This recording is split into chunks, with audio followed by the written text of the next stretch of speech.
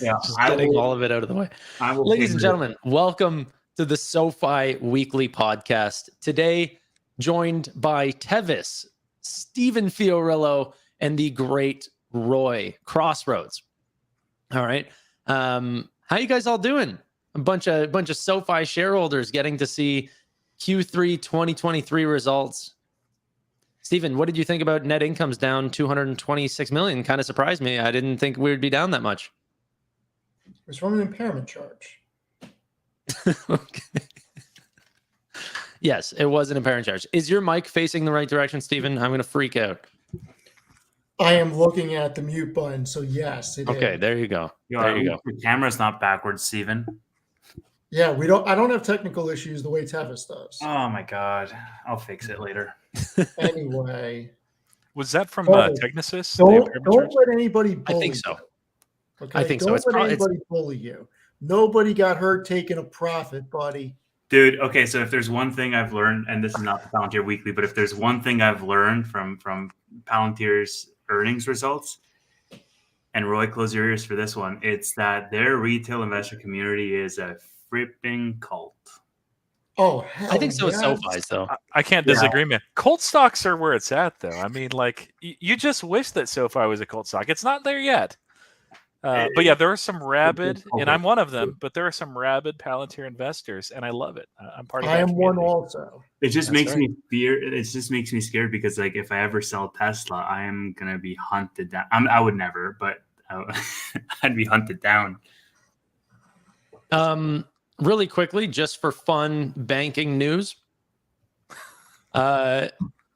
Citizens Bank Sac City has just been officially closed. If you guys are a member of that, community bank, it's time for you guys to collect your FDIC insurance, whatever you have left, okay? And come on over to SoFi, where they won't close on you after being open for nearly 100 years, okay?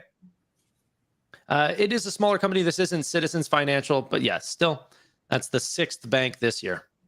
And also due to held for investment accounting, where they were not writing down their loans as they should have been.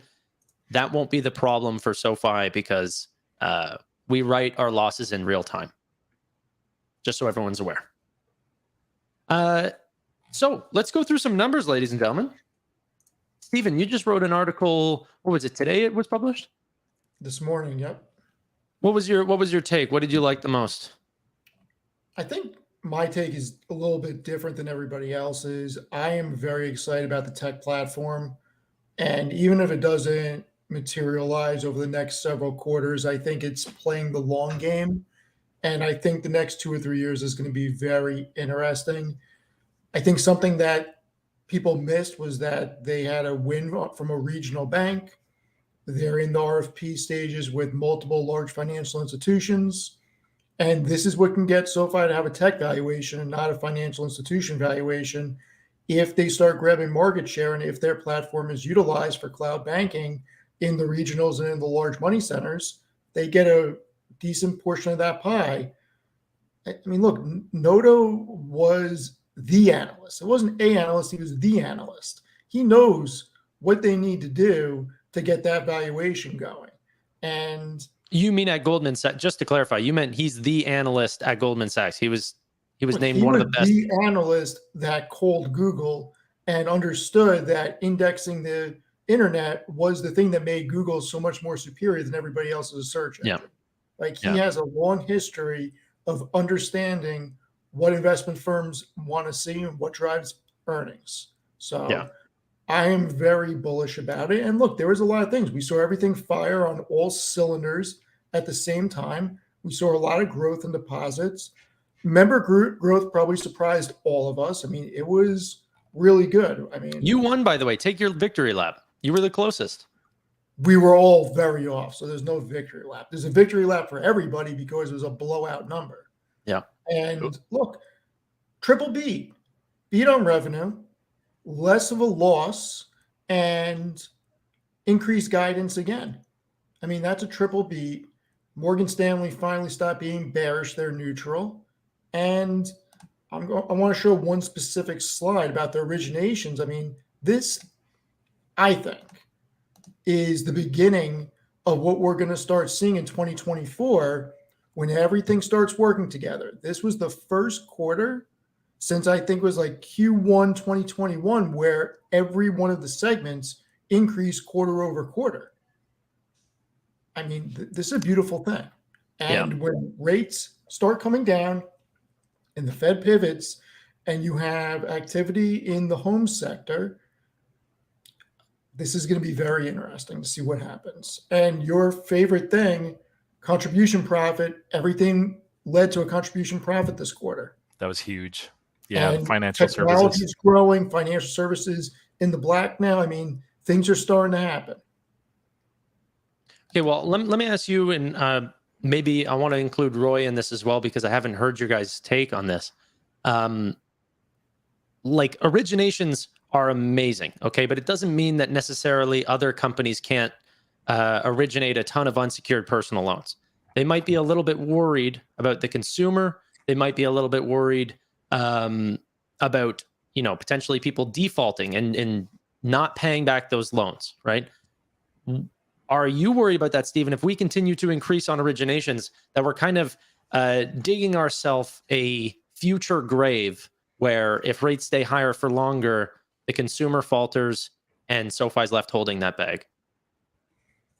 I think you need to look at the quality that SoFi is writing to first. I mean, look, every lender has risk in that area. I tried linking the article in the chat and it's not linked. It says failed to post. I don't know why. Okay, I can bring it up. Can you just link it in the chat for everybody so they can look at the charts if they want? Anyway, yeah. I really think that every single bank, it doesn't matter how large or small, has risk whenever somebody has to borrow money.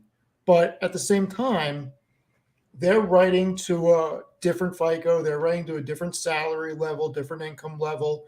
They're modeling out risk. Their actuaries are showing the parameters that they feel comfortable. And if we're not comfortable with those parameters or what they're comfortable with the risk is, then we shouldn't be invested in the company.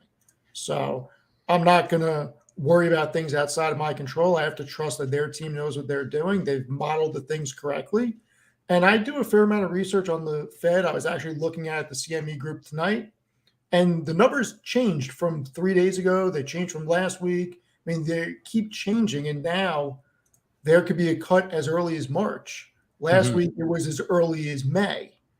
I mean, and the forward out to December is a lot lower. I mean, there's I think it was an 11% chance we see a 3-handle on rates, not 4-handle. So I think a pivot's going to come maybe sooner than later. I said May, June, maybe March, April.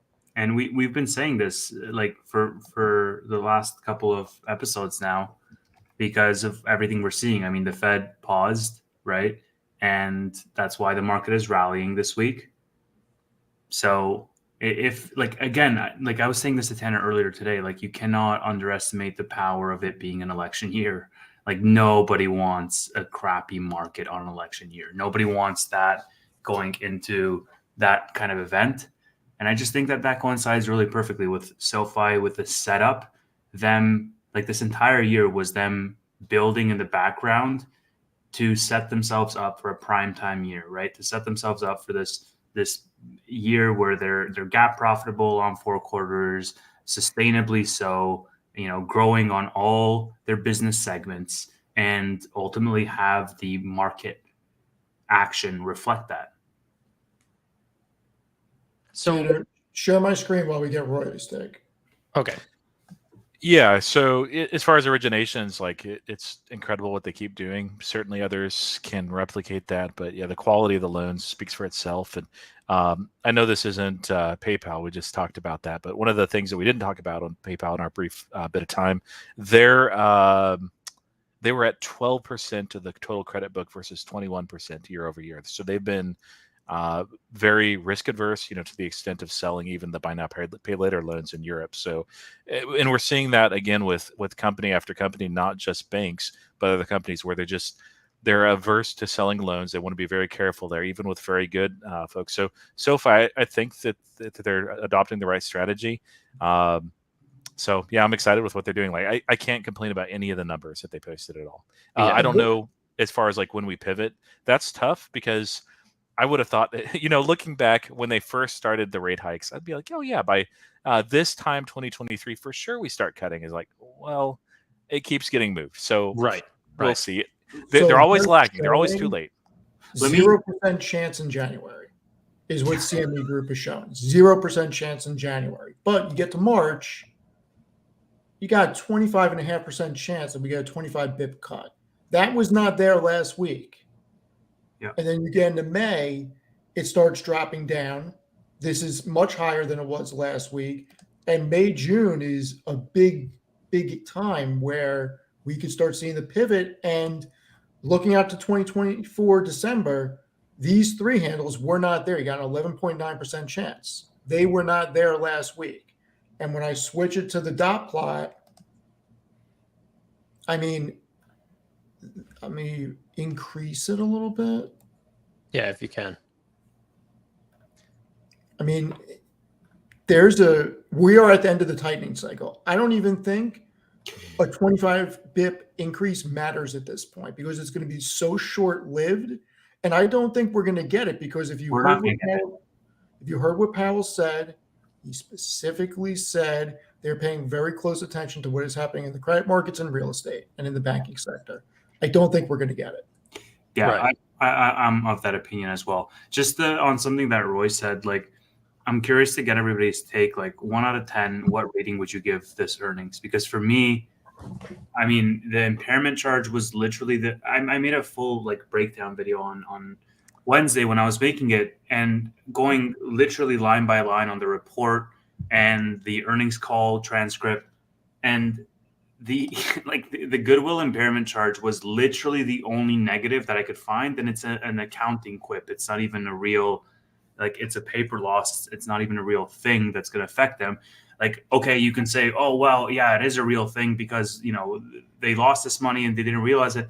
And then they're going to go from negative 29 cents EPS to positive GAAP EPS in 1 quarter. Like it's really from the purposes of profitability, it's not a real thing.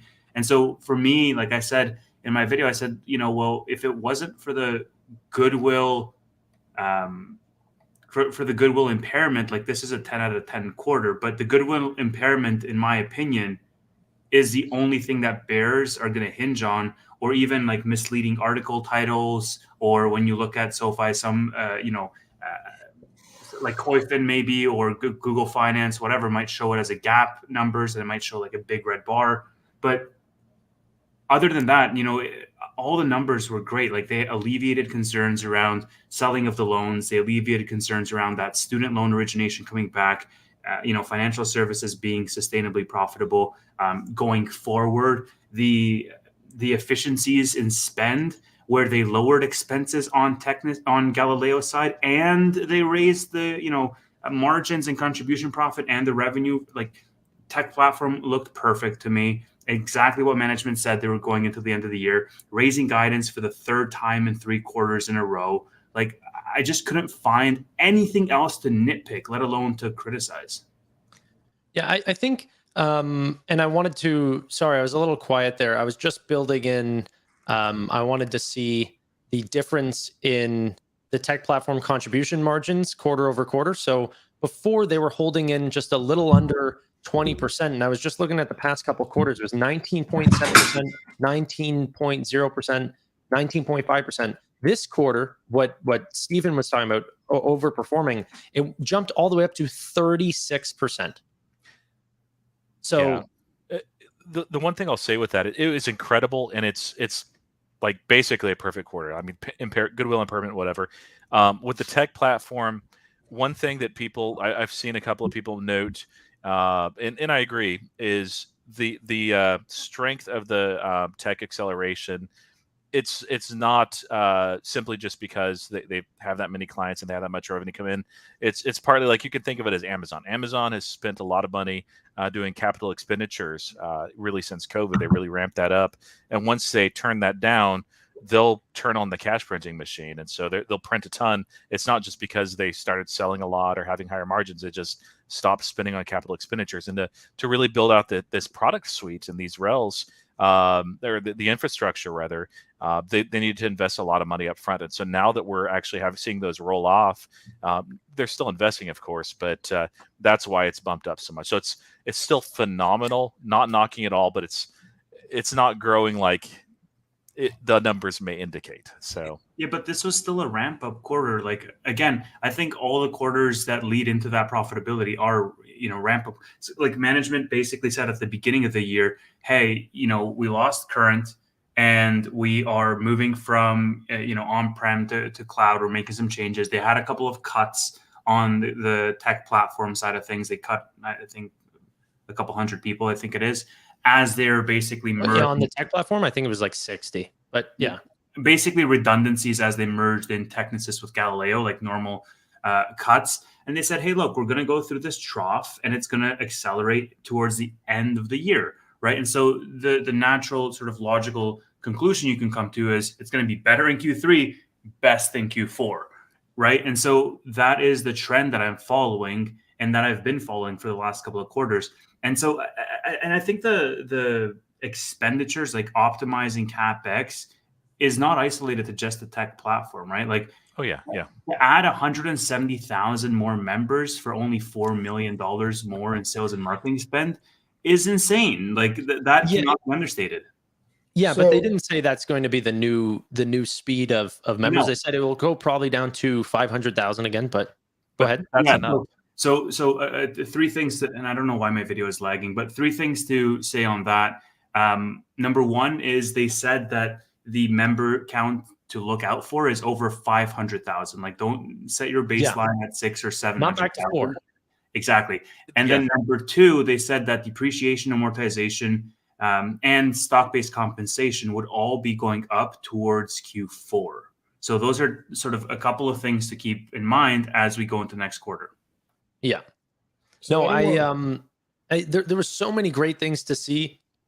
What I think is really, really exciting is that, like a lot of other companies, they are doing everything in their power to ramp for 2024, especially as a lending company. They have to understand that this quarter is a blow-off quarter, okay? Do all your write-offs right now. They don't even need to do that yet. They want to get a lot of the large member growths, okay, this quarter, spend a lot on sales and marketing, write off your impairments, do everything like that for the next 4 quarters where they should be, net income positive every quarter from there on. Okay. They said contribution profitable on all 3 quarters for the foreseeable future from here and beyond. So I think that they had to write that off so then they can have just a much stronger place to be in 2024, especially. And it's also a tax write-off for them. So it's not the best. I wish we didn't acquire Technisys at more than what we needed to. But the problem happened whenever we bought Technisys. It didn't happen in Q3. We acknowledged the problem in Q3, but the problem happened all the way back then. So there wasn't anything we could do about it, right? So yeah, I think it was honestly the best thing to do was to take all of the problems on the chin in Q3 for an exceptional future. Oh yeah, Q4. I don't remember who I said this to, but Technisys was an all-stock deal. Yeah. So I'm good with it. They diluted us. I'm good with it. They didn't spend a single penny on it, all stock. And it's for a strategic piece in a long-term vision that complements Galileo and separates them on the tech side. So I don't want to burst anybody's bubble, but I'm going to give this quarter an 8-1. And I have some reasons why. I was thinking about going 7-9, but you can't just put a huge number out there because then where do you go from there? It's like rating a slice of pizza. You can't just say 10. Okay, so if you give them an 8-1, where does the remaining 1.9 go, Stephen? So, and here's why. So there is a lot of stuff that we are going to say. If we give it a 9.5 or a 9.8 or a 10, what happens when they onboard a large financial institution and then they start gaining momentum on the tech side? What happens when they hit GAAP profitability? What happens when they eventually get 1 million members in a quarter? what happens when we start seeing an inflow from the TGL golf sponsorship? Yeah, man, but it's a relative scale based on what we were expecting. It's not an absolute scale. They could have come out and said, we added 5 million new members this quarter, and that would have been a 10, or like it wouldn't even have been a 10 because they could have added 10 million members. But it's like at some point you have to say what's feasible relative to what we were expecting. They can always be better. It was an amazing quarter. It was an amazing quarter, but I don't want these guys getting soft. I want them to be killers out there. I honestly agree with you, Stephen. I think this was definitely an 8. I think what's more important is what's the difference in your head between a 7.9 and 8.1? That is what I want to know. So at 7.9, I'm willing to drive about 20 minutes for a slice of pizza, and 8.1 means I'm driving over an hour. Really? 20 minutes to an hour in 0.2? Well, if you could add that 7 range for pizza, I'm driving over an hour. Dude, what's a 10? You'll take a 15-hour flight for a slice Let's of put it pizza? this way. I'm in New York. The pizzerias that are a 9 or above, I'll drive to New Haven for. No problem. Yeah. No, I honestly agree with you. Although the tech platform contribution margin, the improvement definitely made me happy on the tech platform side. I do think there wasn't any real large institution that I know of that actually joined. Experian maybe was probably the biggest client that I could think of that ended up probably onboarding this quarter. Well, let's look at the most important thing, or what could be the most important, is that the bear case got slaughtered. Because what has been the revolving bear case? Oh, student loans aren't coming back, and then they come back. This isn't happening, and then it happens. Well, guess what? 105.1% selling loans, doing a securitization with BlackRock for ongoing streaming funding source. I mean, what else? The only thing the Bears can say at this point is they're not profitable. That's the only thing they can say, and that's coming this quarter. Yeah. Do we want to stop on the BlackRock point? I just threw it up in our private chat, Tanner, if you want to throw that up. So while he's pulling that up, I'll just say it's a 9 for me. I'll give it a nice round number. I work for an organization where it has the year assessments that you have to do, and those highest numbers are literally impossible for Jesus Christ to hit. And it's like, okay, that scale is broken. I hate it. So I'm not doing that. So 9, there it is. Little bit, with the impairment, goodwill impairment charge. And then, of course, we talked about the tech stuff. No major, but phenomenal. Like the best quarter I think they've had. I think we'd all agree on that. Yeah, I would say it's their best quarter ever. The problem is that whenever you're a lender and you're dealing in originations, you're stuck to the macro. And that's the only problem. Like that's why I think analysts didn't revise their price targets up at all, because the problem whenever you're dealing with a company with a very heavy balance sheet as a percentage of their total company versus asset light businesses is that it doesn't matter if you're JP Morgan or your little old SoFi. If 70% of your business relies on this one style of lending, it's still as like you're still at risk of a large recession. And that's why I believe the price targets have not changed at all. Right? Dare I say that we're not getting a recession in 24 unless something really bad happens? Sure, that's fine. That's fine. But there is a percentage that do believe we will, and that's the percentage. A lot of people believe it, but what they seem to not understand is you need 5%. The data is the data. The data doesn't lie. Recessions typically happen, except for 1963, I believe, with 5% unemployment. We're nowhere near it. Yeah, but this is again 2 things, right? This is number 1, where you adjust your risk allocation based on your tolerance, and then number 2, this is really well, I mean, let's stick on the risk point. Like for me, for example, this was why I chose to rotate out of Palantir into SoFi, because 1 was really pricey for the market that we're in. And then 1, it seemed, had more tailwinds behind them than headwinds, right? And so I do think that, okay, yeah, sure, there is a risk of a recession and it might get worse. And SoFi is tied to that. I'm not saying that they're not, but just going off of the information that I have in terms of their execution relative to what they're trading at, I'm saying, okay, well, this is a good risk reward for me to make this trade right now.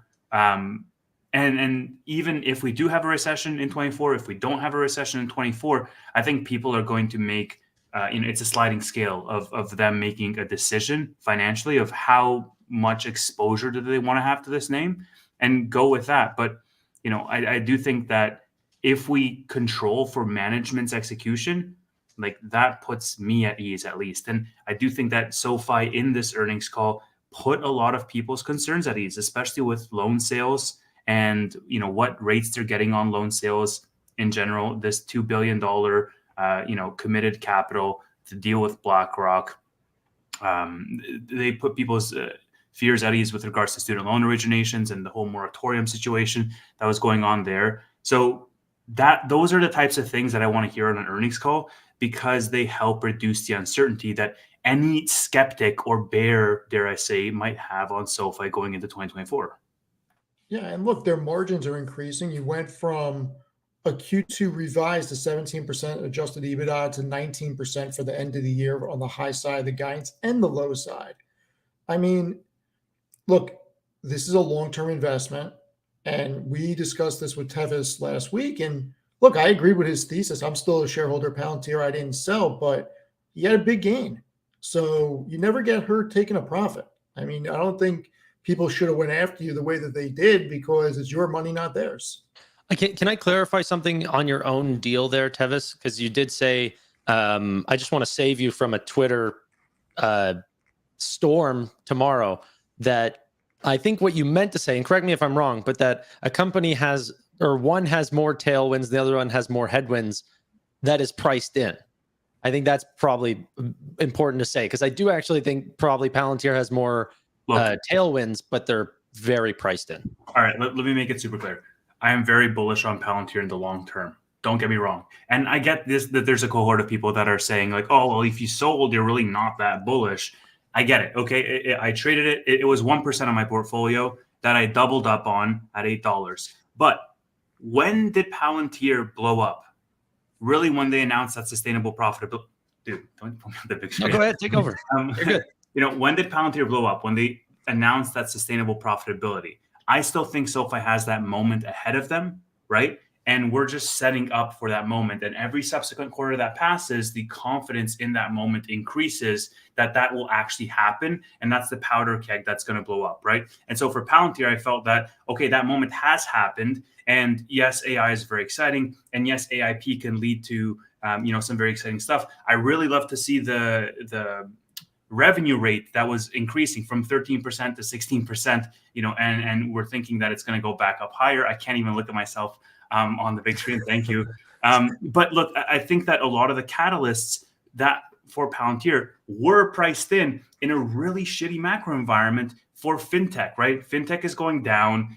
Some of them, it's going down as a blanket, right? Some of them are just being hurt when they're not supposed to, a la SoFi. And Palantir was a company that I was just like, oh, wait, I'm sorry. I thought we were supposed to be in a bad macro environment. This thing has doubled up on me. Okay, well, let me reallocate that into something that first of all, I know way more, right? And so it doesn't necessarily mean that I'm bearish on Palantir and bullish on SoFi.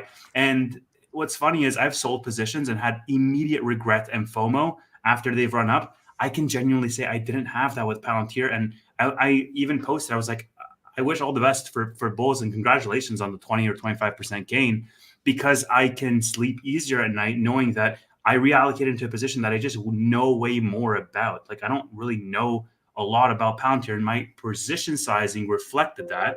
And so I do think that prime time moment going into 2024 is still ahead for SoFi, right?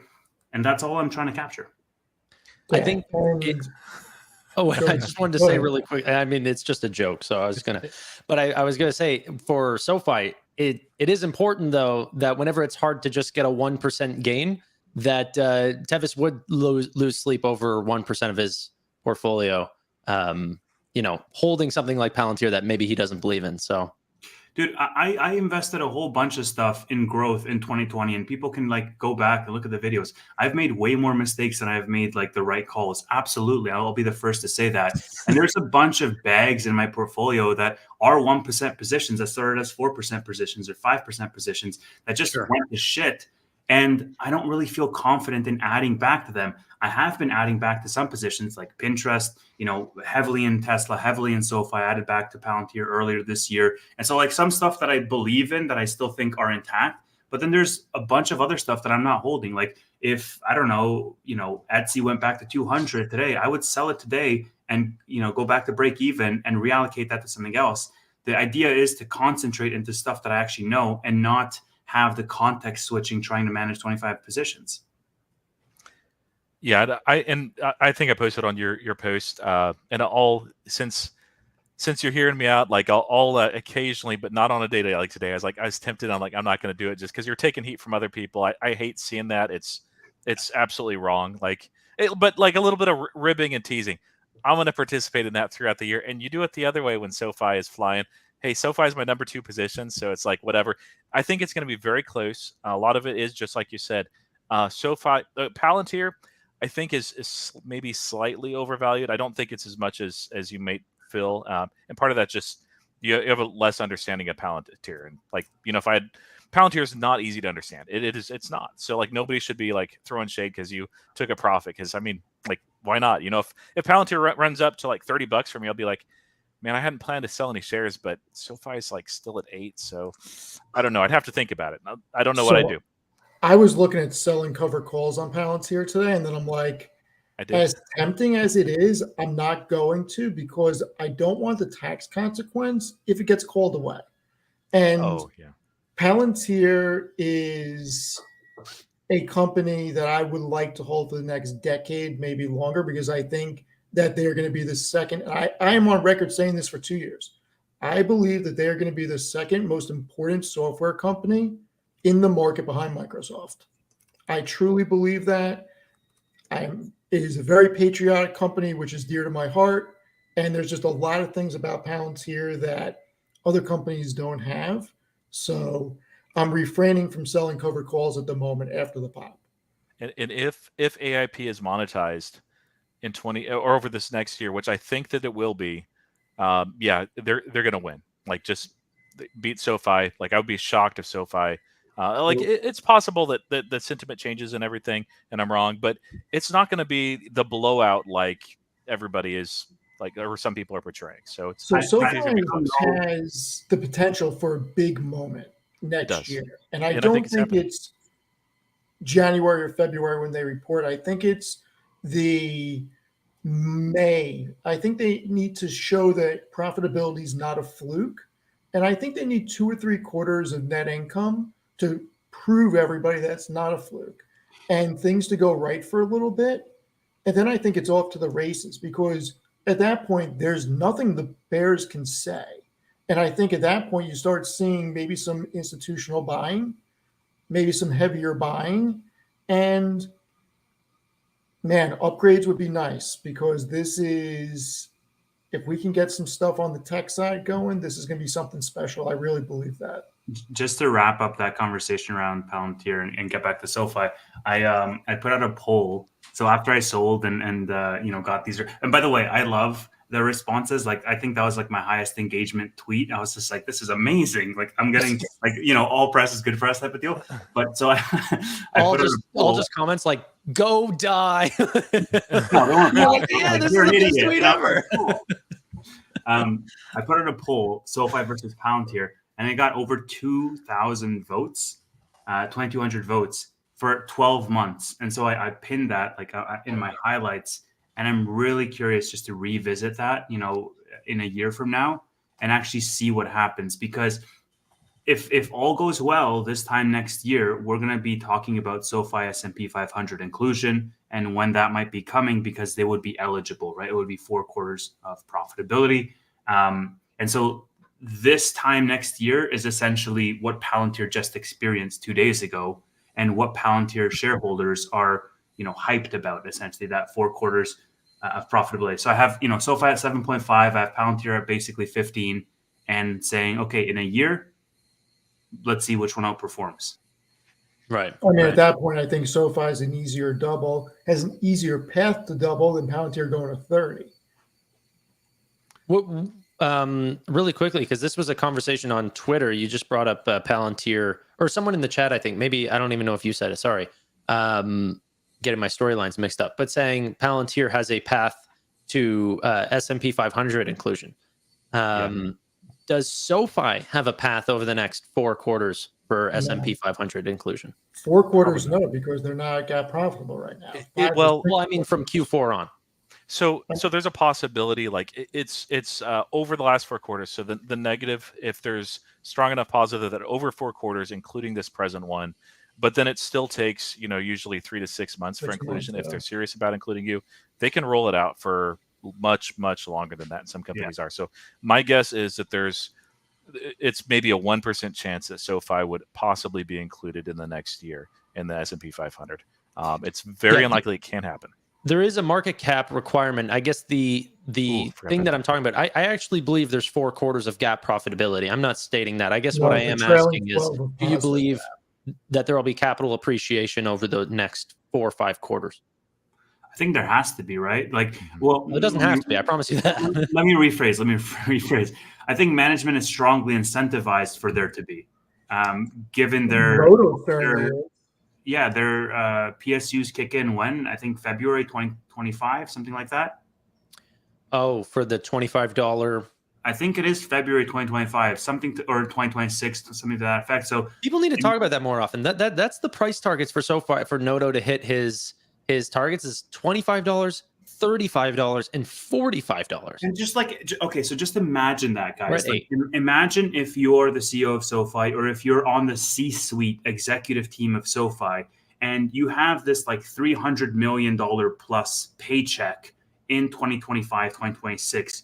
You're going to do everything in your power to get that company there, whether it's, working nights, working weekends, being fully dedicated to that company because you have just a gigantic payday, And so I just think that, okay, sure, you could make the argument Noto doesn't need the money from Twitter and the NFL and all that. And sure, that's true. But I think it's more of a legacy thing for him in terms of hey, wanting this thing to succeed.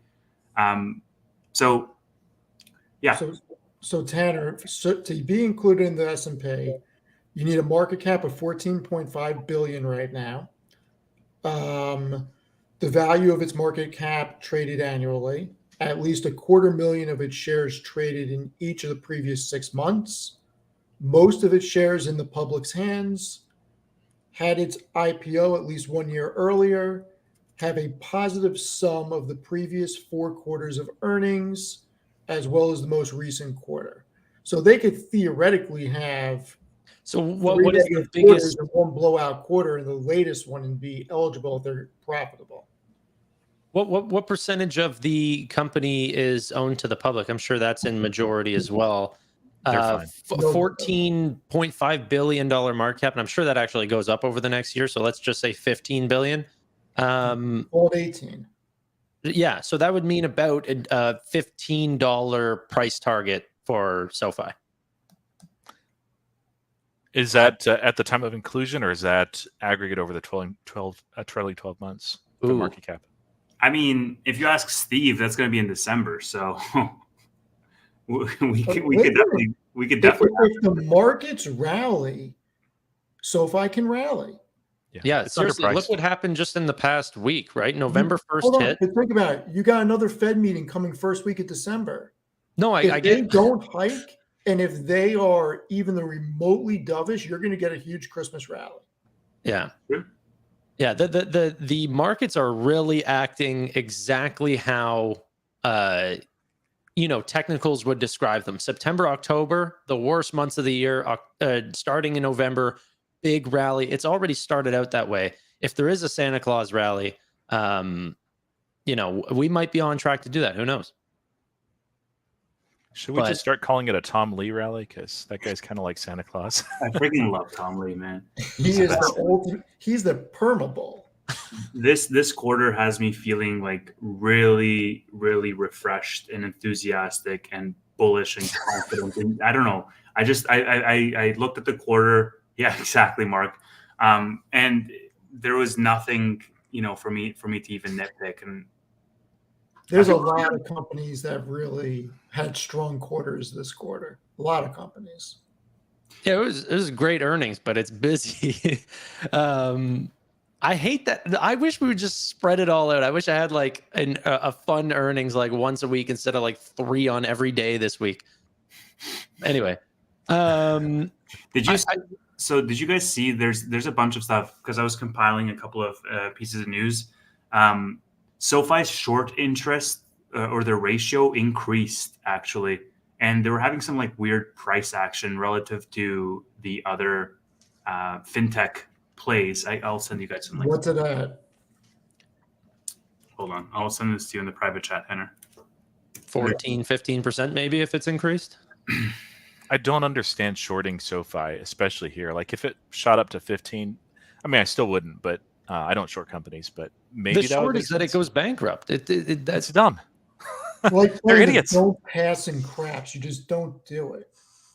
Like there's plenty of vulnerable companies, especially in this macro, that even some have quite lucrative valuations. Is like, why not focus on those? I don't understand. Like it makes no sense. Can I clarify? Just because I don't actually think it'll go bankrupt. What I really do think though is that now this is not what I think. I think that this is what Wall Street is thinking. Is that their loans will end up getting priced at below fair value because net charge-off rates are going up because the consumer is constrained. And then if interest rates, let's say, can go up 25 more basis points, then that means our existing book would not be as exciting as new loans that could be signed. So there's no reason to buy old loans. And then at that point, then we can't originate anymore because we don't want to sell the loans. And so the loan book that we are holding is defaulting at a higher percent than people think. And then our growth goes down to near zero because we can only grow as fast as people are paying off their loans. You really think shorts are thinking that deeply about that? Yes, of course. Yeah, that's not that deep. That's not that deep. Yeah, I mean, if you want to go deep, the bear case would be, and I shouldn't even say it because I don't want to put any ideas out there, but I could make a pretty good bear case for SoFi. That is the bear case, in my opinion. Like it's.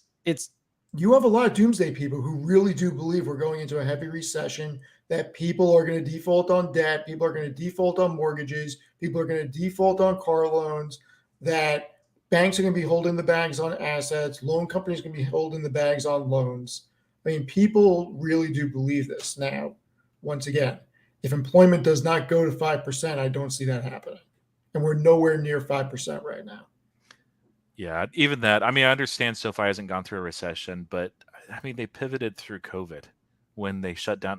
I just don't see this management team, going belly up and just, getting destroyed as a company. Like it's going to hurt everybody if a recession hits, but they're right into a different tier of people with financial power. I mean, that's the biggest thing. And quite honestly, if the tier that they're writing to goes through a recession, this country is going to be in a depression, because think about what that means for everybody else. I think that I don't know. There were certain books that they sold, okay, there were two main ones that they said publicly, or at least that I remember to my knowledge from last quarter. They sold a personal loan book at 105% or 105.2%. And they said that was at a higher coupon rate than what they have on average. So they sold a very exclusive, like that actually brought down our average coupon rate for our overall personal loan book because they sold the upper end. Okay.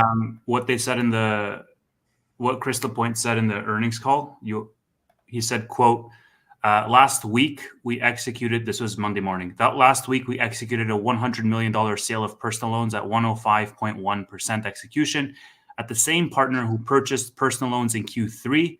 And so this for Q4, obviously last week. And we agreed to terms for that same partner for a $2 billion forward flow agreement at similar levels. We are also in the market, including in discussions with funds and accounts managed by BlackRock, with respect to 375 million securitization at a favorable execution level. He also said around there was another book that was sold at 100.2 though. And yeah, exactly. And we sold home loans at a weighted average execution level of 100.2. Yeah. Yeah. So I think what people are saying is, okay, how can we slow down on our loan originations if we're getting committed capital at $2 billion and an additional securitization at $375 million. Ladies and gentlemen, we're doing like $5 to $6 billion of new originations every quarter. So we blow way past that. We're blowing over. Okay, we're getting ticketed. So I'm not saying that like, I honestly think that we can continue to originate at that amount and hold it if rates actually do start to come down in March or even later. I probably would assume actually June or something like that. I'm sure we could hold out for multiple quarters. But if it gets extended again, that's when the bear case comes in. And if people don't think that it gets extended again, I mean, it got extended previously. That's the only thing. So very clear. I want people to understand that I'm not a perma bull that is totally fixated and not looking at the problems here, because I want to address the problems. And I also want to be super bullish as well, because obviously I'm a big fan of this company. But let's understand why Wall Street hates it. It's not because they're all dumb. It's because they're seeing what makes SoFi different from Lending Club. That's important to understand. I think that long it took for them to come around on Palantir. I mean, eventually they'll come around. Well, yeah, because on Palantir, it was literally like a switch was flipped. When profitability came, everybody came rushing through the doors. And I think I had this conversation with Jeremy when I, you chatted with him, because he said, okay, well, I'm looking for profitability. And my whole point was, well, if you wait for profitability, everybody and their mother is waiting for profitability on Wall Street. Like, you'll have missed the alpha there, because yes, profitability does remove that uncertainty from your mind. But right now, the risk associated with that uncertainty is relatively small, but there is still alpha there because all of the institutions literally want to see the print in order to get in. Well, that's why I think it's such a great buying opportunity, is because you're paying, you're getting this stock dirt cheap because there is risk. If the risk doesn't pan out, which I don't believe it will, because Noto has executed so perfectly on situations, personally, in my opinion, way worse than this. The student loan crisis, losing your biggest line of business, was way worse than where we are today, and everyone forgets that. So, yeah. Yeah, if this was like Lending Club's management, I'd be like, yeah, I can see maybe, I mean, I don't short things, but like, I can see why they might, but Noto and crew, no. And that Roy, what do you think about this? SoFi should just buy PayPal. Look at market caps. It would be the other way around. Yeah, I remember someone saying that along the lines of like, SoFi should just buy Cash App, and was throwing out this whole thesis. And I was like, let's just buy JP Morgan while we're at it. Let's get Bank of America and JP Morgan. Buy them all. I think we're at a 7.67 billion market cap with SoFi. Of course, usually you pay a premium, but that about 10 billion is 2 years worth of free cash flow so essentially 2 years of free cash flow PayPal could pay for this. So yeah, you can't gobble up PayPal. But it's a fun idea, that's yeah. fun. And in case Alex Chris is listening, please don't do it. I love SoFi. I love PayPal. Let's keep them separate. No marriage. Yeah. No, they've been heavily against a bank charter in the States. I don't think they're going to touch anything. Stephen will have to talk about that sometime. We'll have to talk about that at some point. But hey, Blockhead on the top right, I found something I didn't like. What, raising SBC? What do you want?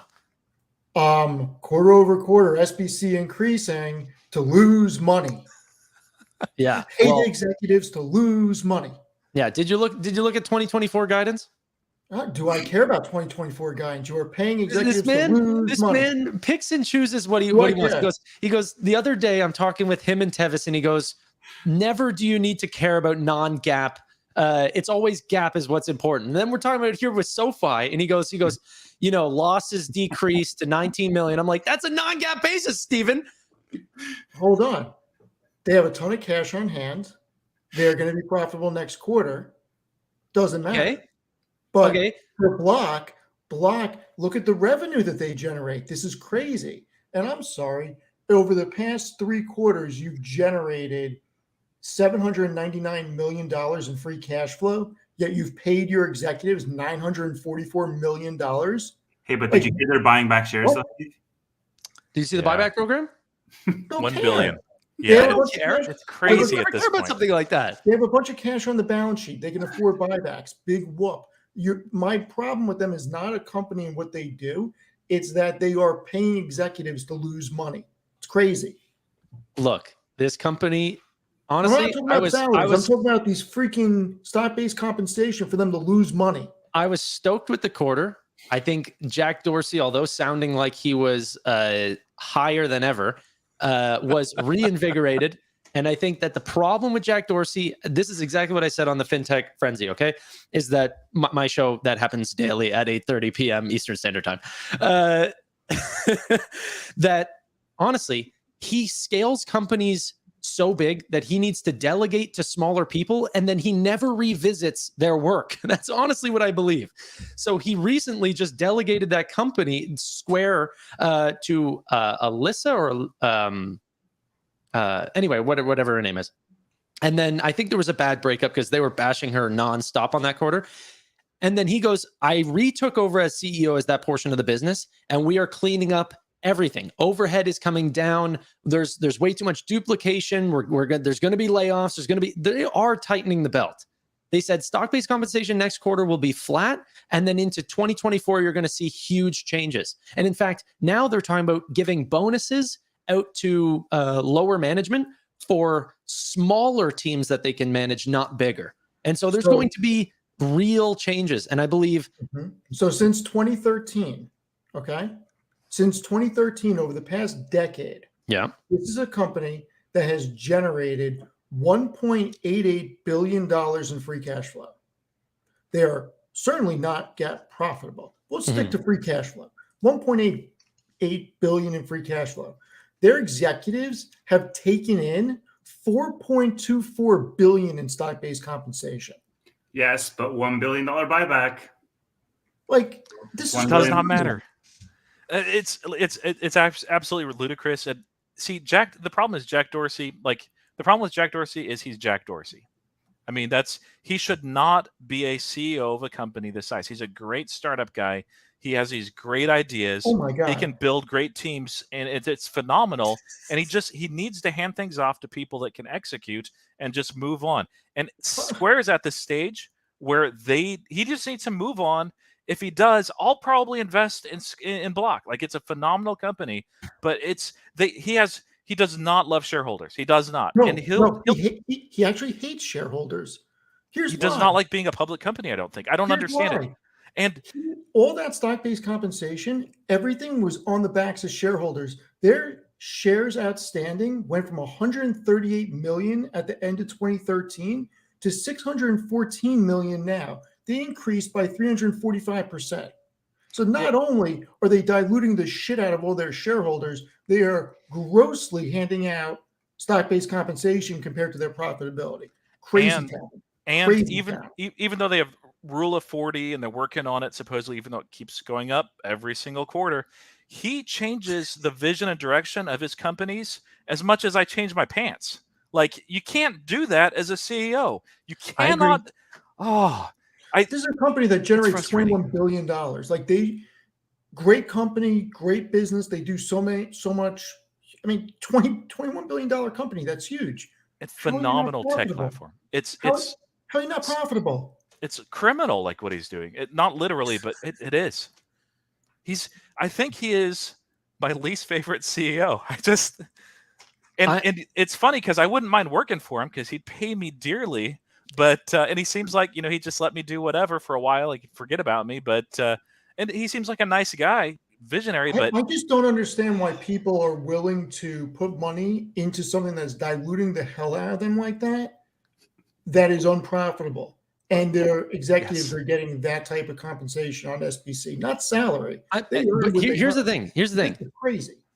Sometimes whenever you look at a stock, you go all the way back to 2013, that I'm not saying you had to be a shareholder since 2013. I'm saying now, I believe, is a good time. And I think that they will have an unbelievable 2024. Do you think there's opportunities that will generate more alpha than Square or Block, whatever the fuck they're calling themselves? Okay, but my belief is that it won't. My belief is that it won't be Palantir. I never said Palantir. Well, that's the whole argument, right? Is what will do better, Square or well, not with you, with a myth. That never came out of my mouth. Okay, well, I'm just saying that's why whenever I brought up Block last time, and the reason why it got reinvigorated into the conversation was a conversation of which one would do better, a stock that's beaten down drastically and has an ability to improve versus Palantir that has made a lot of gains. And I'm not saying that they don't have amazing tailwinds as well, but how much can that, or how much will that go over in the next 12 months? Yeah, Block is just not shareholder friendly. When I was much younger, one of the places where I worked, there was a guy that would always bum $5, $10, $20 off of people. So yeah, I'll get it back to you next time. If you keep giving him money, he will never pay you back ever. He had no appreciation and no desire to ever return that. That is Jack Dorsey. I'm sorry, I can never give that man my money. Never. Not even through Cash App. It is a real concern. I'll give you that. This is what you want to see. Same thing with Twitter. It's the same thing with This Cash is App. what you want to see. Show my screen. This is what you want to see. This is what every company should strive to be. Giving back $812 billion over the past 11 years. Okay, well, whenever Cash App is 40 years old, I'll let you know. But you're taking the most mature company and going, Cash App needs to be Apple. That's what every company should strive to be. Yeah, well, okay. Shareholder friendly. Yeah. Anyways, guys, this has been a fun SoFi weekly episode. There's so many things I want to talk about with SoFi. Yeah, what else? What else is there? Let's keep going. Okay, we're heading back to SoFi. All right. I saved that whenever Tevis was talking about Palantir. We need to do a live most amount of views we had. What? We should all fly out to California at some point and do a live stream from SoFi Stadium in the parking lot. We don't even make it in, eh? No, I'm just saying, why do we have to go for an event? Let's just go and just do it from SoFi Stadium. Maybe Noto will be nice enough to let us do it from the bar. It'd be cool to do it inside SoFi Stadium. Yeah. Yes. What else? What else is there to talk about, Tanner? What do you want to talk about? Customer acquisition costs drastically fell. That's quite exciting. But the real question is, once again, I'm going to have to bring this up. Do you guys think that that's going to happen again this quarter? Because I'm going to strongly say it goes back up. Well, okay, but two perspectives, right? You can say, well, it's going to go back up because the member count is not going to be as high. Mm-hmm. But you can also say it's not going to go back up because the sales and marketing is going to get cut like no tomorrow. Maybe, but it just, I don't know if that's happened. It feels to me like we picked up 200,000 Swifties for free. And I don't know that that's sustainable, but God bless Taylor Swift. She needs to do a concert every year there, and I hope she does tours every year because she creates an economy everywhere she goes, and it is great for the surrounding environments. There was actually an article, like I won't go on a rabbit trail, but about Taylor Swift actually preventing a U.S. recession. I don't know if you saw that. It's a great read. It's fun. I shared that with my wife. Like, she was all into it. So, sales and marketing over the last roughly 3 years or so, since Q3 of 2020. Sorry, I just made this chart, so it's not nice, but I don't think it's going down. You know what I mean? Yeah, but I think it's going to plateau, and it's like sales and marketing is a lever that they can control. It's not something like it's not like, G&A, like, oh, we'll need to fire people to like lower that. It's like just do less, spending on sales and marketing promotions. I wanted to also talk about, because we really didn't talk about this at all, is that they specifically said, he brought it up multiple times. He said, higher for longer is a massive stressor on lending companies. That we've been ringing the bell on that for a long time. That was the first time Noto had said that, because I think he knows it's going to impact their lending business. I don't think we should look into that so deeply, Tanner, because remember, this was a company that in the beginning of the year guided for 2 rate cuts by this time. Yeah. Right. Sure. So if he says higher for longer now, Well, he basically is saying, oh, well, our initial guidance that we set in January of 2023 went to shit because the macro is different. They were expecting more things to break and not as many things broke. And so now we're in this higher for longer environment where we have to cut in March. What do you mean they expected things to break? If things broke faster, then we would have rate cuts by the end of the year. But because the economy is more resilient, then we're going to have rate cuts later on. Sure. I think that expecting rate cuts earlier, though, means that they could have lent out faster while trying to, use their originations at higher coupon rates. Expecting rate cuts earlier, as in end of 2023, is the entire reason why they're in the situation right now where they're holding, more loans on their books. No, they expected rate cuts by like June of 2023. Like they expected 2 rate cuts and then 2 rate rises and 2 rate cuts in 2023. Exactly. So 2 cuts in 2023. Presumably, so that's like the second half. Exactly. Now we're not going to see them this year at all. Exactly. So hence higher for longer, him saying that on the call. I know, but that might impact that we would have lent out too fast, that we would have said, we need to get all of our capital working at the highest interest rates. Like it's the same thing in bond markets. You want to get into bonds whenever rates are absolute highest, but also rate when they're about to drop off. And why is that, Tanner? Because then the next person who wants to get into bonds and can't accept that high of a coupon rate would end up buying your bond in secondary markets at a higher rate than what maybe you might have accepted to maturity. And so that's why I've been buying corporate debt. Sure, but all I'm saying is that is the same lending standard that SoFi has to adhere to whenever lending out personal loans. Right? Is that if they gave out loans, and this is what's troubled all the big banks, they were giving out a ton of debt at near 0% interest rates. And so they're holding on to all of these loans at maybe 2% or something. And what they thought was, we can either hold this to maturity or we're going to sell this on near fair value. And then whenever they couldn't, because rates skyrocketed, and it's like, okay, I can literally go for free and get a treasury bill for 5.5%. Okay. Or I can go and pick up a loan from JP Morgan that pays me 2%. It's like, okay, if you want me to take that 2% loan, I want a massive discount on the principal of that loan, right? You need a way to make it favorable. You're still going to want your 5.5%. You're going to find that extra in the principal. And so that is a real concern. That does concern people. If it's rates higher for longer, that's not good for SoFi. That's bad. I'd like to ask a question on that. I don't see this happening, but let's say that there is a macro event that makes them actually slash rates at the speed and rapidity that they did the raise. Is there any way that would negatively impact SoFi other than like whatever's happening in the macro? Say that one more time. A rapid decrease in the rates. Is there any way that would possibly hurt SoFi other than whatever's going on in the macro to cause that? Well, from an origination standpoint, you could see personal loans come down significantly. Yeah.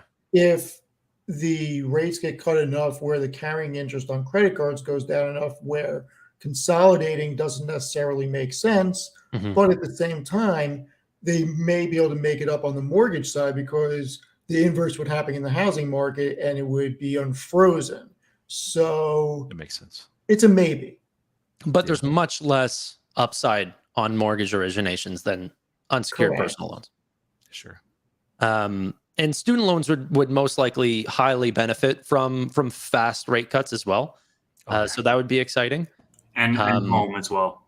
Sorry? And student and home would not benefit. Yeah. Because like you said, credit card debt would just get feasible again.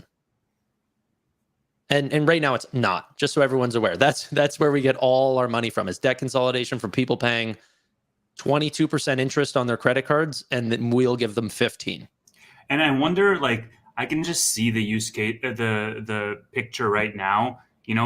Fast forward a year from now, rates are cut and are coming back down, and then the bears, we have profitability or whatever. The bears are like, why are personal loan originations coming down? This company is going to zero. Like I can just totally see it. Yeah. Bears always will latch onto something. I mean, that's what they do. One thing that was in the that actually surprised me too with the earnings, and maybe it didn't for you guys, but I've very, very closely followed the earnings calls for the last 2 quarters, looked at the numbers previously, but was the products stayed pace with the members. So we still had that 1.5 members as far as products, even with the 700,000 that we saw as far as new members. Did that surprise you guys at all, or? I mean, it's been on a downtrend for like 4 quarters, but we still are maintaining the 1.5. Mm-hmm. Yeah, it came in better than I expected. So I think I missed a little bit. Are you talking about products per member keeping up the 1.5? Okay, yeah. Yeah, I mean, it went down just because the Swifties just came in droves. You know, the longer cohort members are going to cross-sell over time, right? And so the new people that come on usually are only going to come on with one product. And so if we see, like, for example, 200,000 new members next quarter, which I don't think will happen. I think we'll more than double that. But let's say 200,000 come on to the platform. The products per member, I think, will skyrocket. Yeah, I was just saying it came in higher than I expected with the huge beat on the members. Oh, so. Sorry. Yeah. I was getting caught up in the comment section a little bit and missed some of that. Sure, thanks. So I think something that is important to hit on is that can we get 90% of SoFi's deposits are from direct deposits, and 98% are insured. So that's a very sticky environment. And when you look at the end of 2022 through the past 9 months, SoFi has seen a 113% increase in their deposits. Mm-hmm. And 3 out of the 4 large money centers have seen a negative decline. JP Morgan's the only one that has seen an increase, highlighted by the blue. And then when I look at quarter over quarter, I mean, SoFi grew their deposits by 23%. And 2 of the large money centers were in the negative, 2 were in the positive. I mean, I'm going to assume from US Bancorp side that they probably acquired one of these banks that had died off. I think they did acquire a book of business from somebody. I don't remember who, though. They must have. I don't remember who. Gotcha. Okay. But yeah, I mean, SoFi is growing, and these legacy banks are just not as interesting to the younger generation. And that's the generation we want, because that's the generation that's going to have the largest earnings power over the next 10 years. And we're playing the long game right now. So I'm not really that worried about their bank or deposits or gaining members. They're going to keep coming. Yeah. No, I think another thing too, what I've been seeing recently is that people talking about the Galileo thing, that really we can't give SoFi any real multiple because of Galileo, because they're only growing in single digits. They did expect that we'll be growing in like the teens in Q4. So they are expecting a first sort of transfer of clients in the fourth quarter. And the reason why, by the way, just so everyone understands, can I get a little technical here? That whenever it comes to these big clients, not only do you have to win in these RFPs, like what Steven has said, these take a very long time and are very complicated. And I would love for you to speak on this, Steve, because it is very important. But then not only once you onboard a client, then it takes a very long time for them to even want to take their traditional book of business and transfer it over to a new card program. They might start out with only new clients that come on, right? Just trailing it to get used to the system and everything along these lines. Then they might bring over their traditional clients. That's when you see the big boost in members, right? So it will be some time. It's probably because we've already onboarded a new client and that we already know that the book is supposed to come over in Q4. So that's why they're expecting a large jump. It's probably because of a large client. Yeah. So what I would say is I'm not familiar with the RFP process that SoFi is going through, but I am very familiar with RFPs and project managing implementations. And I would speculate that the scale and the scrutinization that SoFi is going under is immense, because you're talking about banking, You're talking about a ton of regulations. You're not talking about a SaaS company. You're not talking about hiring a consulting company to overhaul something. I mean, this is serious regulations. So I would speculate that the RFP process is probably 6 to 12 months. And just because you win an RFP does not mean you generate revenue the next day. Yeah. You go through an implementation phase. Now, there could be an implementation cost, but, to get to that point, who knows how long it could be, but it could take some time. Now, the good thing is that when SoFi eventually does start winning some of these, and I'm saying that very hopefully, it could create a buzz. You don't know, as Noto has said, they go in the door for one aspect and then they don't know that they have Galileo or Technisys, vice versa. Maybe they come out with a different piece of business than they originally went in for. People start talking and they get invited to more RFPs. This is something, and I've been saying, 2 to 5 years that this is going to take to pay off. But if it does, it's going to be immense. Yeah. One thing I want to add on to that is like they take a long time, but remember, there's a premium you have to add on to the time it takes just because they're legacy institutions that are behemoths to move. So it's going to take a little bit longer, but at the same time, the switching costs are insane. So once they settle on Galileo, then they're good to go. They're only doing it one time. Exactly.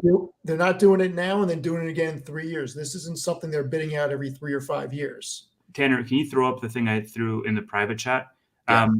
And the other thing I want to say just before Tanner throws that up is that once one of these big legacy institutions moves, they have regulatory pressures for the entire industry to move. And there's word of mouth that starts to spread when they figure out the optimizations from a cost savings perspective they can have on Galileo. So this here was today. Fortnite was down. What's that? Fortnite was down. Yeah, a whole bunch of banks were down today. Widespread outages, and I think that this is also something that, if I can go on a little bit of a stretch to say, and guys, keep me honest if this is the wrong thinking, but the more events we have like these where massive banks see widespread outages, the more it will shine a lens on solutions like Galileo, not necessarily as oh, this is an advertisement. If you have Galileo, you won't have outages, but it will shine a light indirectly to Galileo by highlighting how outdated these legacy systems are, that we could be in a world where multiple hundreds of billions of dollars of combined market caps of these banks are just, sorry, you can't access your funds today. Those events are just advertisements for not necessarily Galileo, but solutions like Galileo that promote a modern tech infrastructure. I will keep you honest a little bit. I think that I didn't have those thoughts because there's been a couple times where SoFi has gone down and traditional banks haven't. And during that time, we felt like the idiots on the block. But that was because of Zelle, though, wasn't it? That one time? I'm not sure. I mean, there was a time where our invest platform went down, didn't allow anyone to trade for 24 hours or something like this. There's just been a couple times where maybe necessarily we weren't the best option in that time. And maybe that's also because we don't have our cores on Technisys. And by the time we actually transfer over and don't have to worry on other partners, that we'll be fine. But yeah, Galileo did not falter in this time. I wanted to mention, because there was a little bit of talk online with the great Amit and Christopher Hager talking about, is SoFi just a bank, and is the multiple on that company actually worth it, right? They were talking about comparing Palantir to SoFi because actually the revenue is very close, and earnings might actually be very close as well. I know one's GAAP and one's not profitable, but one's net income positive and one's not, but they're actually quite close. But the multiple on the stocks are extremely different. Amit and a couple other people said SoFi is just a bank, it's boring, yada yada yada. And now I do think that a Palantir to a point should hold up a much higher multiple because it's AI and these sorts of things, and they're doing great. And there's so much room to have massive S curves. But I do think it's dumb to say that SoFi is just a bank, because it doesn't matter, right? It's about growth rates. It doesn't matter what industry you're in. I'm about to fucking put my hand through the goddamn screen. Why? Because this is so dumb. Why? It's dumb because it shouldn't matter. And this is the problem I have with so many investors. It shouldn't matter if you're a SaaS company or making fucking widgets. If you are generating revenue and you're generating net income or whatever it is, profitability and revenue, you can compare any two companies. And if you have two companies that are doing two completely different things, and one company is growing at a quicker pace and making more money, it should be valued more than the other company. I agree. Enough with the shenanigans about one makes Coke and another makes a SaaS product. It's ridiculous. It is ridiculous. And so that's honestly what I just wanted to talk about, is I think that the same thing could be applied to just regular commerce, talking about Walmart and how boring of a company that is, and how Amazon is boring because they're just trying to digitize commerce. And that Apple same idea of because Apple sold off today and did not participate in the rally because their revenue year over year went down by 2.1%. Guess what? Their EPS grew by a penny. Their freaking net income was $96 or $97 billion. Their free cash flow was $99 billion. It's the most profitable company in the freaking world. They give back $80 to $90 billion a year of cash through dividends and buybacks. Like, to think that this company sells off because one year they don't freaking generate excess revenue. You look at profitability. Businesses are in the business of generating profits. A company that generates revenue but never makes money is worthless. Doesn't matter. So let me sort of step in the middle ground here. Obviously not to go super on one side of the spectrum or bash any side. I think that a lot of critics will say that, SoFi is a lending company because the majority of their revenue comes from their lending segment. But if you look at members, the majority of their members are in the financial services segment. You could just as easily say SoFi is a brokerage because they have a ton of members on the invest side.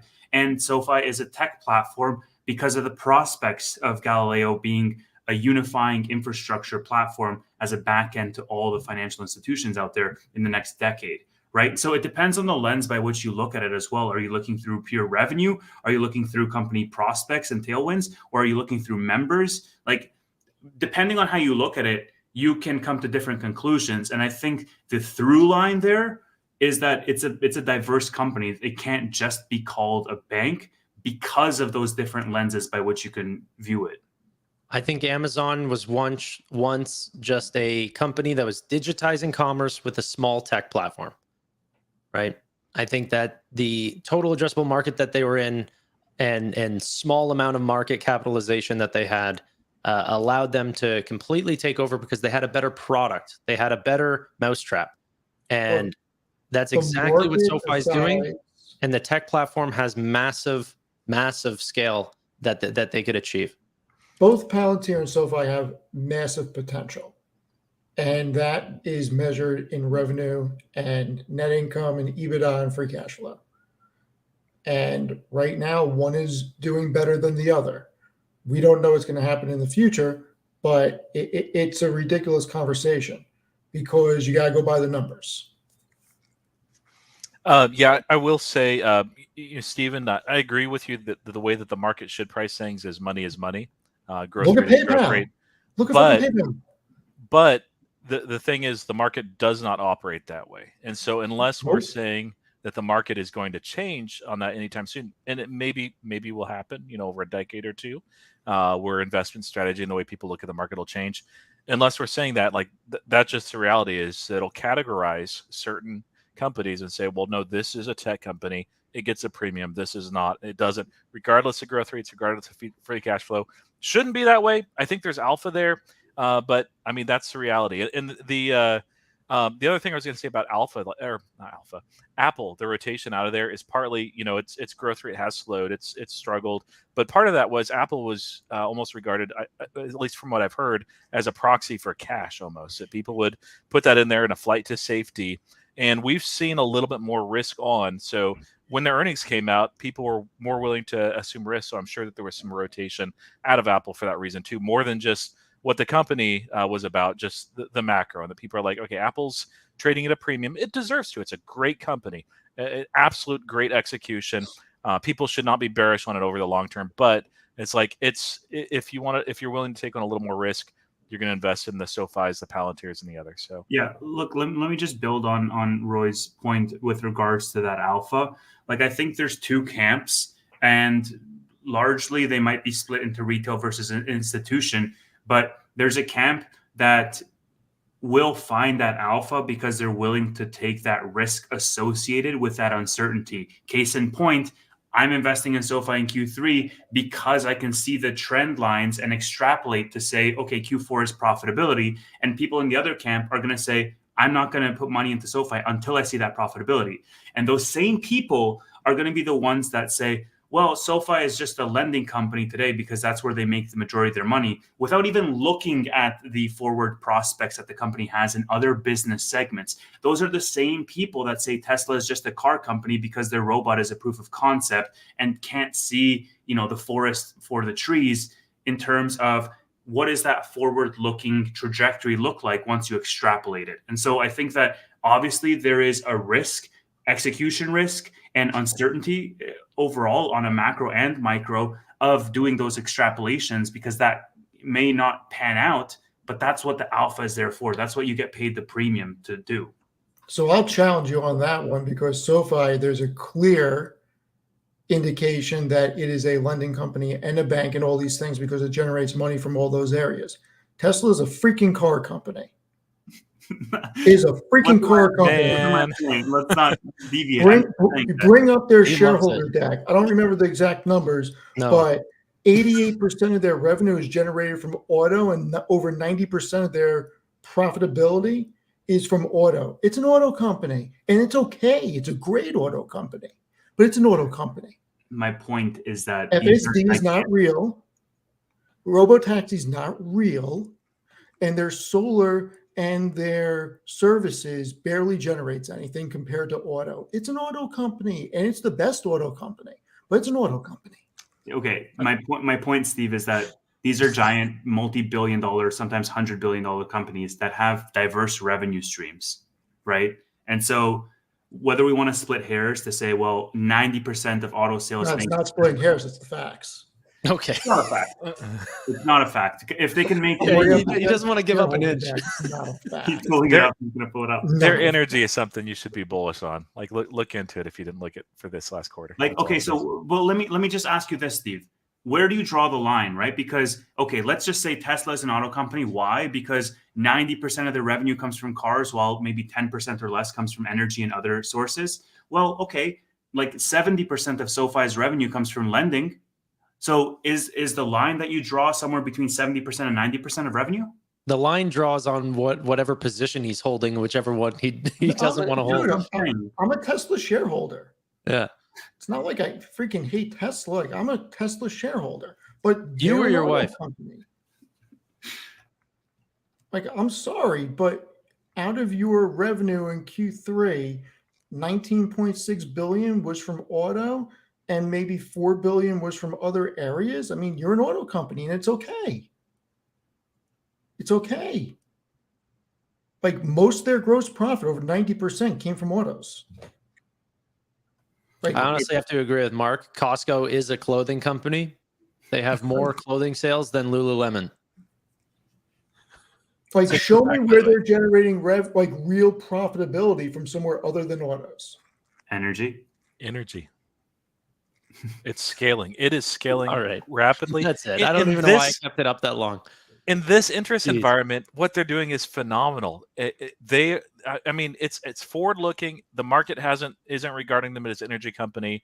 There's a little bit of like techness in it. It's really a tech conglomerate for me.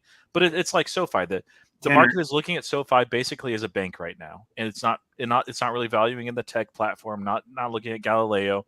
At some point, as revenues come in, so you're right on this, Steve. Like, you're looking at energy it the way the market does. $260 million of gross income last year. Yes, and you're looking at it. The pie chart of SoFi's revenue split by segment. Yeah.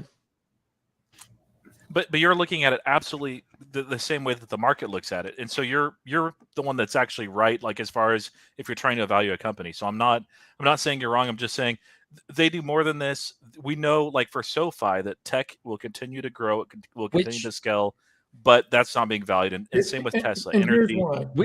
Sorry, Steve, we got to move on. Which quarter would you like, Tevis, for SoFi's? Give them the most recent one. Okay. On a forward basis, pick one. Okay, so look at this, Steve, right? In 2020, Q2 2020, financial services basically makes up the same percentage that energy makes up for Tesla, that little gray sliver. In 2023, it makes up, a quarter, let's say, of their revenue? Let me ask you something. Is energy part of automobiles? No. Okay. Is lending a function of a bank? My point is that no, it's a yes or no question. Yes. Rest my case. Yeah, but in that same sliver, you also have a brokerage. My point is that it doesn't matter what that is. It a financial service? Is lending a financial service? There you go. Okay. Is energy an auto service? No. I get it. But my point is that there is growth prospects and there's what's on the page right now, right? And I'm investing for what even was that argument? Like, who cares? I never said there's not growth prospects in the energy segment. There's huge growth prospect. Amazon, like you might have said, okay, what does Amazon have to do with like AWS, with cloud infrastructure? It's like, but AWS is Amazon, like it is. And quite honestly, Amazon is a cloud company because that's where the most of their profits are generated from, even though the majority of their revenue is from commerce. Yes, I know that you started out that way. Exactly. Go back to the beginning when they launched cloud. It was a nothing burger. It's a significant play. That's all we're saying.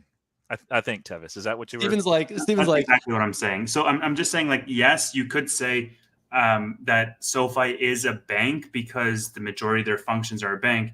And they have a banking charter. They have $15 billion in deposits.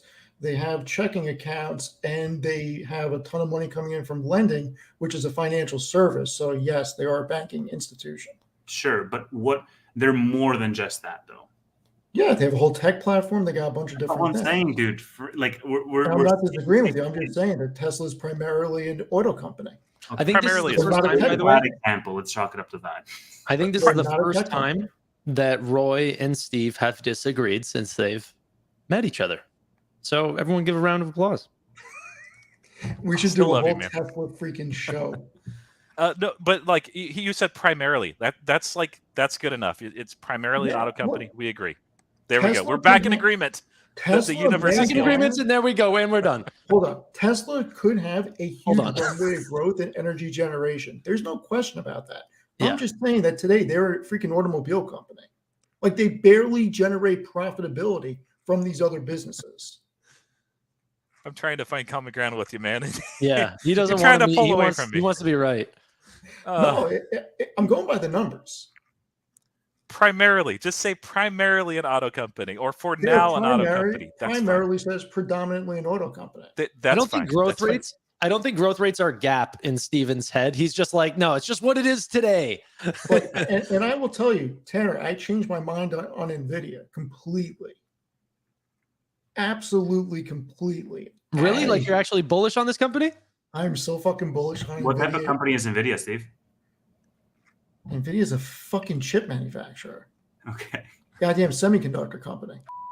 Not an AI. You got to relax with that. What? Try it again. I dare you. Try what again? No more swearing on my stream. Goddamn's not swear. Yeah, that's not what you said, but I'll catch you. That is what I said. All right. This is a family-friendly stream. NVIDIA actually looks cheap here. Good. Yeah. Okay. Ladies and gentlemen, this is an hour. If you guys want, this is the problem. This is what we always do is we end up doing an hour and a half and then there's no after hours.